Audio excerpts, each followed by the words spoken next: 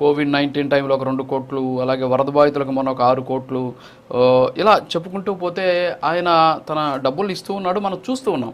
మరి అలాంటి వ్యక్తి ఈరోజు హెలికాప్టర్లు, విమానాలు వాడుతున్నారు అంటున్నారు. కానీ ఆ హెలికాప్టర్, విమానం అనేది వాళ్ళ రామ్ చరణ్ది, చిరంజీవి గారిది అని చెప్పేసి చెబుతూ ఉన్న పరిస్థితి జనసేన పార్టీ. మరి ఏంటి అసలు, అంటే ఎందుకని ఇలాంటి ప్రచారం చేయడం, అంటే పవన్ కళ్యాణ్ టార్గెట్ చేయాలనేటువంటి ఆలోచన, లేకపోతే ఏంటి మీ దగ్గర ఉన్న ఆధారాలు ఉన్నాయా ఆయన ప్రజాధనం వినియోగిస్తున్నాడు, ప్రజాధనాన్ని దుర్వినియోగం చేస్తున్నాడు అనేసి? సార్ రామారావు గారు.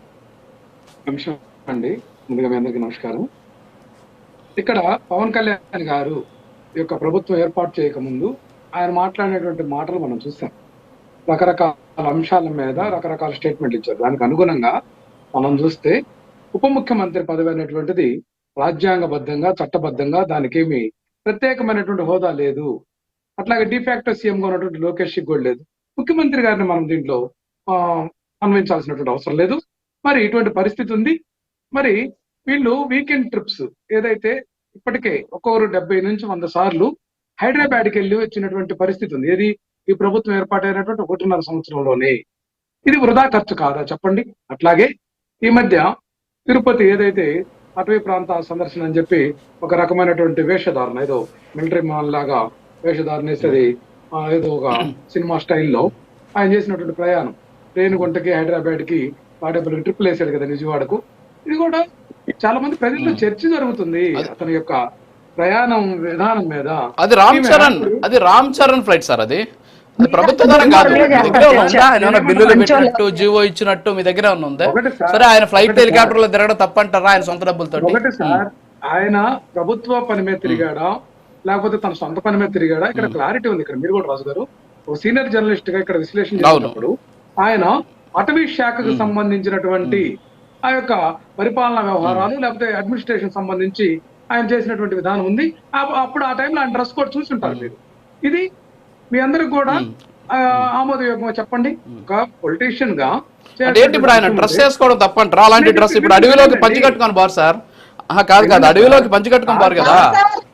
అడవిలోకి పోయేటప్పుడు ఆయన 6-7 కిలోమీటర్లు నడిచిపోయాడు. అడవిలోకి పంచులు కట్టుకొని బారు కదా, ప్యాంట్లు వేసుకునే పోతారు. మేడం ఒక్క నిమిషం, మేడం మీరు ఒక్క నిమిషం ఆగండి. ఉదయశ్రీ గారు మీరు ఆగండి. డిబేట్ లో ప్రజా సమస్యల మీద మాట్లాడడానికి వచ్చారా లేదా పవన్ కళ్యాణ్ గారి drugs, Pawan Kalyan set? Sir ఒక్క నిమిషం, పవన్ కళ్యాణ్ ఒక్క నిమిషం మనోహర్ గారు ఒక్క నిమిషం ప్లీజ్. మనోహర్ గారు ఒక్క నిమిషం, మళ్ళీ వస్తాం మీ దగ్గరికి. రామారావు గారిని మాట్లాడనివ్వండి దయచేసి. రామారావు గారు మాట్లాడండి.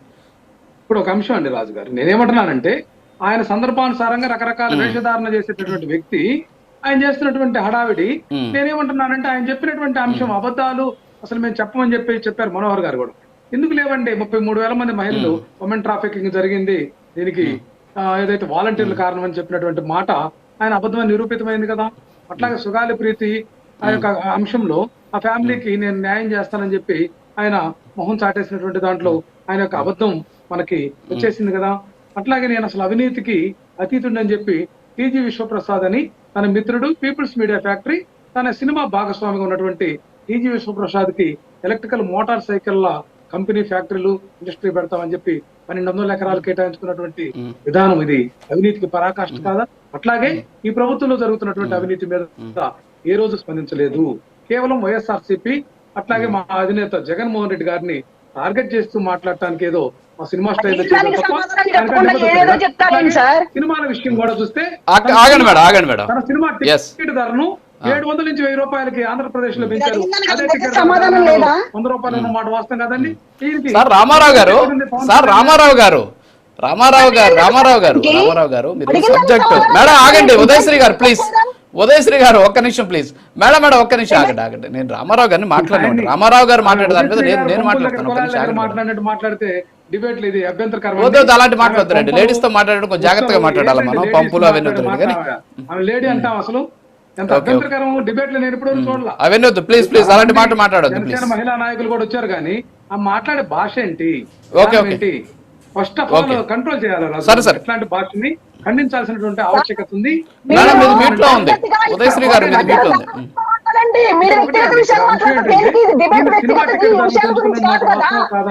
నేనేమంటున్నానంటే ఈ విధంగా పవన్ కళ్యాణ్ గారి అంశం చూసాం. అట్లాగే వీళ్ళ యొక్క ఎమ్మెల్యే తాడేపల్లిగూడెం ఎమ్మెల్యే పాపం ఆయన బొలిశెట్టి శ్రీనివాస్ గారు ఆయన స్ట్రైట్ ఫార్వర్డ్ ఉంది. ఉన్నట్లు మేము అవినీతి చేస్తున్నాం, అక్రమాలు చేస్తున్నాము, మేమంతా కూడా దండుకుంటున్నాం, ఇది వాస్తవం అని చెప్పి ఆ యొక్క మీడియా ముఖంగా కూడా చెప్పినటువంటి విధానం ఉంది కదండి. ఆయన మీద ఏమన్నా ఈ పార్టీ అధినేతగా ఏమైనా చర్యలు తీసుకున్నాడా? అట్లాగే నానాజీ దాడి చేసినటువంటి అంశం ఉంది కాకినాడ ఎమ్మెల్యే. సార్ మర్డర్లు చేసిన వాళ్ళ మీద చర్యలు తీసుకోలేదు సార్. రామారావు గారు ఒక్క నిమిషం ఉండండి, ఎడా మన సబ్జెక్ట్ మాట్లాడదాం. మీకు ఒక డాక్యుమెంట్ చూపిస్తా. ఇందాక మీరు పవన్ కళ్యాణ్ గారి గురించి మాట్లాడారు. ఒక్క నిమిషం రామారావు గారు, మీరు సబ్జెక్ట్ కి రండి. ఇందాక మీరు అన్నారు కదా పవన్ కళ్యాణ్ గారి గురించి, మీకు డాక్యుమెంట్ చూపిస్తా చూడండి. ప్లీజ్ సార్ ఆ డాక్యుమెంట్ ప్లే చేయండి. మేడం ఆగండి మేడం ప్లీజ్. మేడం మీరు ఆగండి ప్లీజ్. మేడం మీరు ఆగండి మేడం ప్లీజ్. మేడం మీరు ఆగండి మేడం. ఉదయశ్రీ గారు ప్లీజ్. ఎస్ ఉదయశ్రీ గారు ఉండండి. సార్ రామారావు గారు ఆ డాక్యుమెంట్ ఒకసారి చూడండి. ఇది 2023 ఆగస్టు 25వ తేదీ. మేడం ఆగండి ప్లీజ్. 2023 ఆగస్టు 25వ తేదీ ఇచ్చినటువంటి ఒక జీవో అండి. ఇది ఏంటంటే చాలా క్లియర్ కట్ గా ఉంది. Honourable chief minister of Andhra Pradesh to visit London UK from 2/9/2023 to 12/9/2023 on private affairs. ఆయన వ్యక్తిగత పనుల నిమిత్తం లండన్కి వెళ్ళడానికి, ఆయన కంటే ముందు వెళ్ళడానికి 6 మంది సెక్యూరిటీ ఆఫీసర్స్ ఆయన కంటే ముందు వెళ్ళి అక్కడ సెక్యూరిటీ అరేంజ్మెంట్స్ చేయడానికి అయినటువంటి ఖర్చు 91,84,773 పీసీఆర్. డాక్యుమెంట్ ఒకసారి చూసి ప్లే చేయండి. మీరు ప్యారిస్ది ప్లే చేస్తున్నారు, నేను లండన్ చెప్పాను మీకు. ఒకసారి ఆ లండన్ డాక్యుమెంట్ ప్లే చేయండి. లండన్కి జగన్మోహన్ రెడ్డి గారు వెళ్ళడానికి ఏమో పక్కన పెడితే ఆయన సెక్యూరిటీ వెళ్ళడానికి 6 మంది ఐపీఎస్లు, తర్వాత వచ్చేసి సిఎస్ఓలు, వీళ్ళంతా వెళ్ళడానికి ఆన్ ప్రైవేట్ అఫైర్స్ ఆడే రాసున్నాడు. జీవోలోనే ఆయన వ్యక్తిగత పనుల నిమిత్తాన్ని చాలా క్లియర్ కట్గా ఇచ్చినటువంటి డాక్యుమెంట్ని మనం చూస్తూ ఉన్నటువంటి పరిస్థితి ఏంటి? దీనికి మీ దగ్గర సమాధానం ఉందా? పవన్ కళ్యాణ్ గారి ప్యాంటు గురించి మీరు మాట్లాడారు, బాగానే ఉంది. దీనికి మీ దగ్గర ఆన్సర్ ఉందా? ఖచ్చితంగా అండి. ఇప్పుడు ప్రైవేట్ పని మీద వెళ్ళినా, ప్రభుత్వ పని మీద వెళ్ళిన రాజు గారు ఒక ముఖ్యమంత్రిగా ఆయన తన పర్యటనకు సంబంధించినటువంటి దానికి ప్రభుత్వం సెక్యూరిటీ ప్రొవైడ్ చేసిన దాంట్లో ఎక్కడ తప్పు ఏముందండి? దాన్ని ఎట్లా అబ్జెక్షన్ చేస్తాం మనం? ఆయన ప్రైవేట్ పని మీద వెళ్ళిండొచ్చు, కానీ అదే సమయంలో ఆయనకు భద్రత కల్పించాల్సినటువంటి అంశంలో కూడా ఇప్పుడు మనం చూస్తే ఈ ప్రభుత్వంలో రామోజీరావు ఏం చేశారండి? ప్రజలకు ఇక్కడ వ్యాపారం చేసుకొని కోట్లాది రూపాయలు కొలగొట్టినటువంటి రామోజీరావు సంస్మరణ సభ 10 కోట్లు పెట్టి నిర్వహించారండి. వీళ్ళు గుర్తు చేసుకోవాలి మనం. ప్రభుత్వ ధనం వృధా అంటే అది. ముఖ్యమంత్రి గారు ఏదో టూర్ చేస్తే దానికి సంబంధించినటువంటి సెక్యూరిటీకి ఇంత ధనం అయిందని మనం దాన్ని వేలొంక పెట్టి చూపించడం అనేది అది ఎంతవరకు సబబండి? ఇక్కడ మనం చూస్తాం హెలికాప్టర్ లో తిరిగి వీళ్ళు చేస్తున్నటువంటి వృధాధనం చూస్తా ఉన్నాం. వీళ్ళు హైదరాబాద్ లో ఎందుకు నివాసం ఉంటున్నారండి? సార్ చంద్రబాబు నాయుడు గారు 10 సంవత్సరాలు ఉమ్మడి రాజధాని ఉన్నటువంటి హైదరాబాద్ ను వదిలి ఇక్కడ అమరావతి రాజధాని అని చెప్పి పెట్టి ఇక్కడ నివాసం ఉండకుండా హైదరాబాద్ లో నివాసం ఉండి ప్రజాధనం వృధా అవుతుందా లేదా? పవన్ కళ్యాణ్ గారు ఇక్కడ ఉప ముఖ్యమంత్రిగా ఉండి హైదరాబాద్ కు ప్రతిసారి కూడా ప్రయాణం చేసి ప్రజాధనం వృధా అవుతుందా లేదా? అట్లాగే లోకేష్ బాబు సామాన్య మంత్రి అన్నమాట. పవన్ కళ్యాణ్ కి ఏదైతే లోకేష్ కి ప్రత్యేకమైనటువంటి అవకాశం ఏం లేదు రాజ్యాంగబద్ధంగా. వీళ్ళు ఎలా ప్రభుత్వ ధనాన్ని దుర్వినియోగం చేస్తున్నారు అనే దాన్ని లెక్క కట్టడం అది ఆలోచన చేసినటువంటి అవసరం లేదండి. నోరు తెరిస్తే అబద్ధాలు. మా నాయకుడు జగన్మోహన్ రెడ్డి గారిని ఆడిపోసుకోవడం తప్పితే అదేమంటే 11 సీట్లు వచ్చినాయని 3 పార్టీలు 3 ప్రత్యక్షంగా మరో 3 పార్టీలు పరోక్షంగా జట్టుగట్టి అయితే తప్ప వీళ్ళు ఎమ్మెల్యేలుగా అనేటటువంటి దుస్థితి రాష్ట్రంలో ఉంటే వీళ్ళు అది మరిచి మాటకు ముందు 11 అవ్వచ్చు సింగిల్ గా మేము పోటీ చేశాం. వీళ్ళు ఏ ఒక్కరు కూడా ఈ రోజు అభద్రతా భావంతో మాట్లాడుతున్నారు. 15 సంవత్సరాలు కలిసే పోటీ చేయండి, ఇంకొక 3 పార్టీలు కూడా కలుపుకోండి, కానీ ప్రజా తీర్పు అనేది మాత్రం ఖచ్చితంగా ఉంటుంది. ఇప్పటికే వీళ్ళ పట్ల వ్యతిరేకత ఉందని 48 మంది ఎమ్మెల్యేలు అవినీతి అక్రమాల్లో కూరుకుపోయాడని సాక్షాత్తు ఒక ముఖ్యమంత్రి మాట్లాడిన తర్వాత వాళ్ళు వెనకేసుకు రావడం వీళ్ళ యొక్క ప్రతినిధులకు కానీ ఈ యొక్క మీడియాకు కానీ ఇది అసమంజసమైనటువంటి విషయం. ఆయన 45 మందికి ర్యాంకులు ఏమన్నా పేర్లు ఏమన్నా చెప్పేటటువంటి ధైర్యం ఈ ప్రభుత్వానికి ఉందా? సీఎం గాని డిప్యూటీ సీఎం గాని అవినీతి మీద మాట్లాడారు. సరే వీటి గురించి మాట్లాడండి సార్. వాళ్ళు ఎవరో ర్యాంకులు మనకెందుకు చెప్పండి.